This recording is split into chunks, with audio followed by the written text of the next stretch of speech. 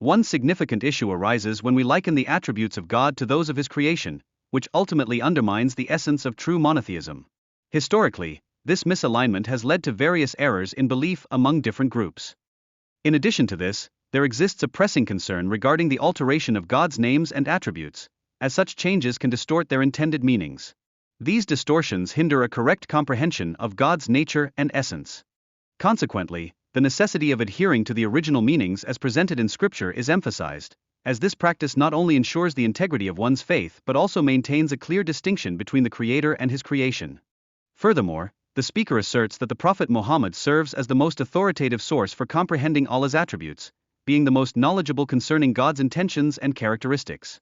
Moreover, there is a caution against the negation of divine attributes, as such actions can lead to misbelief and the neglect of worship. This ultimately distorts one's understanding of Allah and his essence. The speaker also accentuates the importance of following the methodology of the righteous predecessors in accepting God's attributes just as they are presented in the Quran and Sunnah, thus avoiding any forms of distortion or misrepresentation. In the early Islamic community, followers focused on fulfilling essential obligations, such as prayer, charity, and the pursuit of knowledge. These practices played a crucial role in their spiritual growth, showcasing their unwavering commitment. Additionally, differences in God's attributes can be classified into essential attributes that are intrinsic to his nature and action-related attributes that reflect his divine will. This classification aids significantly in comprehending the complexities of divine nature. The importance of acknowledging God's attributes is further stressed, ensuring that they are accepted without any misrepresentation or distortion. An understanding of these attributes must align closely with God's true essence. The names of God encapsulate attributes of beauty, majesty, and perfection. Each name signifies a unique aspect of God's essence and serves as a guiding principle for believers in their religious journey. Believers are, therefore, encouraged to acknowledge and embrace all names assigned to God. This acknowledgement fosters a deeper understanding of God's mercy and omnipotence, enriching their spiritual experiences. The hadith indicates that while there are 99 names of God, even more exist beyond this number.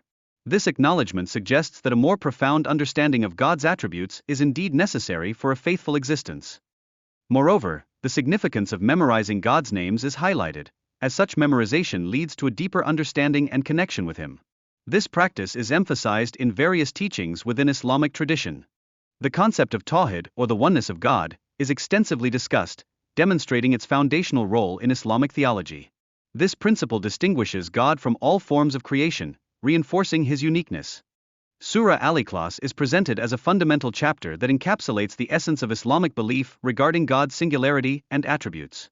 Its significance is underscored by the assertion that it holds the equivalent value of 1/3 of the Quran. In essence, the principle of Tawhid serves as a fundamental cornerstone in Islam, establishing a comprehensive framework for a lifestyle based on the oneness of God. This essential foundation profoundly shapes the beliefs and practices of Muslims. Additionally, the necessity of aligning one's thoughts, speech, and actions toward God underscores the importance of steadfast faith within Islam. Without such alignment, the attainment of true worship and devotion remains unfulfilled. Ultimately, understanding God's attributes, specifically those of being Al-Hayy, the living, and Al-Qayyum, the sustainer, is crucial for recognizing his independence and eternal nature. This knowledge reinforces the belief in his inherent existence.